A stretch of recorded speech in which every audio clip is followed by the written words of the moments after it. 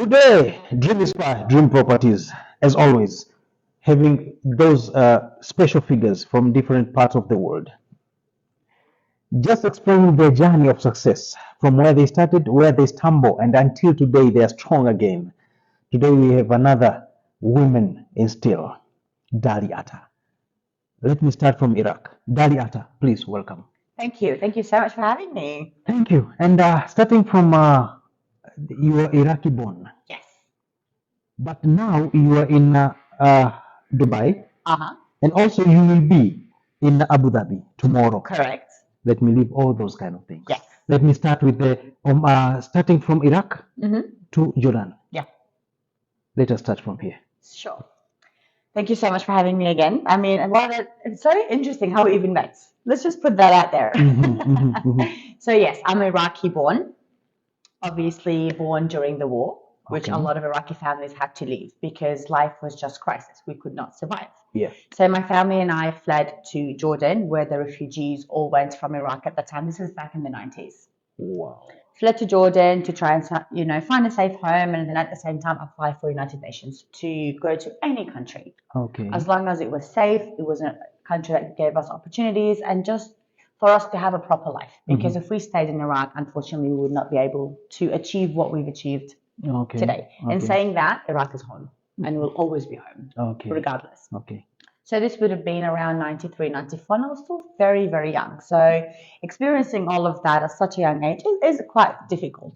In saying that, the parents obviously had to go through all the rough times while we were just, tagging along. So we made it to Jordan, spent a couple of years in Jordan, which I really, really enjoyed, to say the least. Because what I enjoyed was the safety. In the refugee camp or refugee what refugee? So we lived as refugees under United Nations, but we were lucky enough not to live in a camp. We actually had an apartment, a one-bedroom apartment. So we were very blessed that we were actually, living under a roof compared to so many unfortunate people who had to stay in the camp. In saying that, it was just a precious time because that was the first time we've experienced safety, something we've never actually had. And, the waiting game started. We're waiting for United Nations to tell us where we're going to next. And the day we got on the plane to go to Australia, we had no idea where we were going. Okay. That's actually that we had no idea. I remember my mom saying, "Oh, we're going to be going to an English country." I'm like, "Oh, okay, but we didn't even speak the language." Okay, that's fine. Let's just get on a plane. And we got on a plane, landed in Dubai for a couple of hours. Then we got on another plane, and the plane is like flying. I'm thinking, this is taking too long. Where the hell are we going? 12 hours later, touchdown, Australia. And then the journey starts from there. Okay. Yeah. So the schools and universities and everything were in Australia. In Australia, yes, yeah. So we got there. The first obviously year was learning the language. So I never spoke like this. I had no idea how to say 1, 2, 3, 4, A, B, C, D. Okay. Which was, a lot of people don't know that because like, English must be your first language. No, it's not. I speak Arabic. Iraqi is the dialect. Okay. English is not my first language. But obviously when you move to a new country, the first thing you got to learn is the language. Now my parents spoke zero English and still do till this day. Okay. Because they had so much loyalty to the Arabic language. And when you leave and migrate and forcefully leave your country, you just don't want to let go of the language and the values and the culture because, you grew up there. And that's how it was for my parents. And how was it being, how can I call you, the immigrant in Australia? How was it on you? Because you were from Iraq, you remember? That is where your home is. Correct. But you were there as an immigrant. Correct. How life was it there? It was an interesting journey because I feel like, yes, we grew up in Australia and we're extremely grateful for what Australia has given us. The citizenship, the passport, unlimited opportunities. But you kind of always reminded that you don't belong in a sense. And, you kind of always have scenarios where you're told you're not Australian. And that's when you go, well, then who am I? This is all I know. Like when I was there, I was a very young person. So 3/4 of my life was spent in Australia. But then again, there's that always something would come up where you're reminded that you're not English. You're not European, you're not Australian, you're not whatever it is. And I'm sure a lot of families that migrated with their kids will agree, because we've all had days where we felt like we didn't belong. Yet when we used to go to Iraq for holidays, we didn't belong as well. So you're like, how do I fit in? Where do I fit? But you fitted. I fitted. I created my own identity, and it's like now I fit everywhere I go. And another thing, because the running didn't end there. No. Again, you run again to Oman. I did. I did. What was the reason behind? There was a lot of reasons. And I mean, when I finished uni and then I graduated, I got my MBA, graduated, I was working, I was a corporate trainer and a lecturer. So very, very high-end job, amazing, great life. And I lived in Australia for pretty much 3/4 of my life. So it became very comfortable. Oh. When you get comfortable, you stop doing well. Okay. You start going under a rock. I'm happy. I'm comfortable. I'm earning X amount of dollars. I've got the same friends I had for 15 years, 20 years. So now, okay, what do I do? What's my next step? And the next step was, what I needed was a challenge.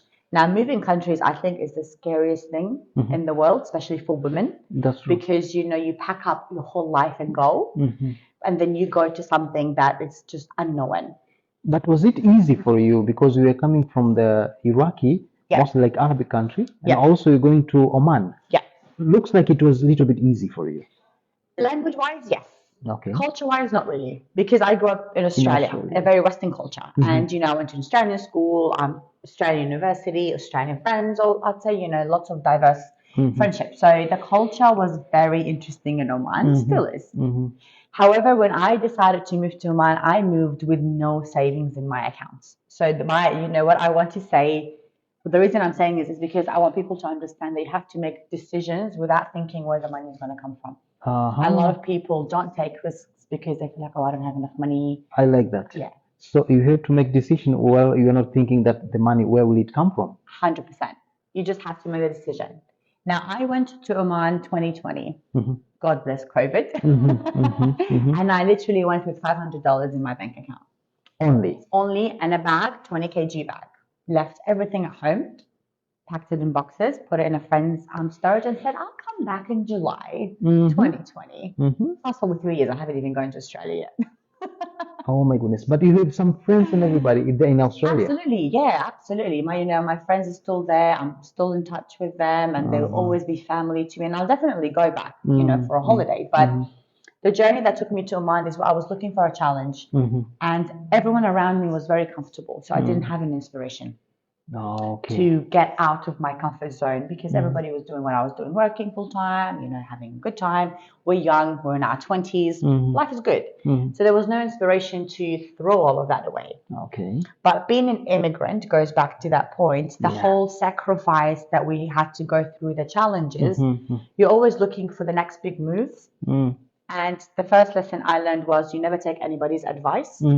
They tell you can't do it, and everybody in Australia told me you can't do it. Until this day, they doubt that I cannot do it. I'm like, well, fast forward 3 years, I'm sure I did it. I'm just standing there in Oman. Yes. Still running. Still you're running. Still running. Today in Dubai, tomorrow in Abu Dhabi. Correct. And back to Oman next week. Thank you. Yeah. Again, still running. Yes. And when you run, you forget about that. You forget everything about the past. 100%. Thank you. So talking about the business, because in Oman, I'm sure that you have a huge business there which you're running. Correct. How did you start it? Because you told me that you went there with almost like $500. Yes. With 20 kgs bag with you. Correct. Nothing else. One bag, $500 in my account, got on a plane, went to Oman. Somebody can have $1,000, $2,000 in his pocket or in his bank account, and then still he wants to make some decisions. To just get somewhere to start. She started with $500. Today, she's one of the successful entrepreneur in Oman. Thank you. Thank you. Let us go there. How did we start with that $500? Sure. So what happened is I landed in Oman exactly on the 10th of March, 2020. 5 days later, the whole country shut down. Because of COVID. Because of COVID. Everything recorded. Because you are recording everything, even the dates. 100%. Thank you. All gone. 15th of March, all gone. I originally went to actually work as my original job, which is corporate training. Happy days, the contract is there, showed up, country shut down, which means there's no more face-to-face training, there's no more visa processing, nothing. So I sat there and I was like, oh, that's fine. I'm sure everything will open in a month. You know, COVID can't be that bad. Yeah, everyone was thinking the same. Everybody, it's like, we'll be okay, you know, why not? Hibernate for a month and then we'll recharge, go back to normal. Happy days. First month. First month. Second month, the money started to go down. And this is what I really want to tell people. Don't be ashamed if you run out of money. And if you really just struggle, it's okay. You know, you're not, I'm sure so many people out there did something with $0 in their bank account and made millions. That's true. That's true. There's no shame in saying I didn't have money. I'm struggling. Yes. And that's how I got through the first 9 months of Oman, my journey there with no job, no income. I started to ask people, do you know if anybody's hiring? How can I do online training? And everywhere I went, and the secret here is ask. Everywhere I went and said, look, I'm an Australian expat. This is my situation. I am a certified trainer. Would you like me to run a training program for you online? Couple went, okay, I thought I can do it for free. No problem. In my head, I'm like, you need the money. Ask for the money. A lot of people are failing there because there are some places which they could volunteer. Exactly. And then they can see their ability and they can take them. Absolutely. So I did just an hour workshop for an oil and gas company. They loved the vibe. They loved the energy that I had. They enjoyed the content. They're like, okay, we need, because everybody was working from home. And, you know, companies needed their staff to remain engaged. So they said, okay, are you able to run multiple for us through a duration of, you know, a couple of months? And I said, I can do that. However, is it okay if you start paying me? They're like, of course, you know. I'm like, great. Okay, I'll make 50 riyals, which is 500 dirhams. Yes. For someone who's broke is a lot of money. Yeah. Luckily, the hotel that the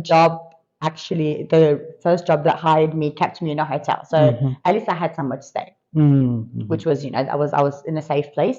During that time, I started to make friends with, you know, the rest of the people that were in the hotel. Networking. You started to network where you were there. 100%. And through this network, I was able to get an apartment and not pay for it for a couple of months. Whoa. Because I connected with a lot of people and they knew somebody that was like, COVID, we're happy to help. So you see the sequence, what happens when you put yourself out there and go, I don't know what tomorrow brings, but that's fine. The only thing is to get out. Go out, meet them, talk to them, ask them. It will happen. People love to be asked because everybody wants to feel like that they are helpful and useful. And you can ask them for opportunities. You can ask them if they know somebody that can give you an opportunity. So fast forward 9 months, that's how I survived in doing workshops here and there. During that time, I obviously met a lot of people. I'm generally a very social person. So I can't stay by myself. I'm like, I need friends, you know, I need people. But I didn't know that the social interactions were eventually going to be my road to success. Okay. Because every person I met and connected to knew somebody else that was looking at having, you know, what I was offering. It could be training, it could be, you know, coaching. So I started to do that. And even when I got into real estate, it was by an opportunity from somebody that I met, who's still a good friend of mine, introduced me to this company. And I said in the interview, I'm like, I don't know real estate, but you can try me for 3 months. If I'm not good enough, then that's fine, you know, thank you very much. Now, keep in mind, I had no visa for that 9 months. I was on a holiday visa. However, goes back to the networking, you know, that I did. I had a person who was renewing my visa semi-monthly. Okay. So it all fits in. It all fits in. So I was broke, semi homeless, jobless. Loved it. It was the best experience ever.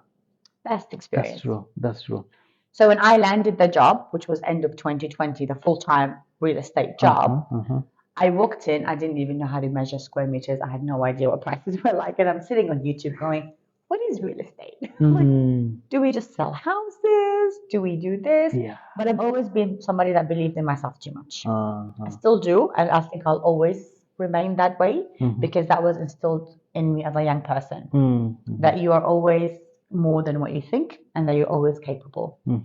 So that my mom's voice will ring in my head every time because, again, I failed so much. And I'm the only reason I'm sitting here today. Then I wanted to ask you the same thing. That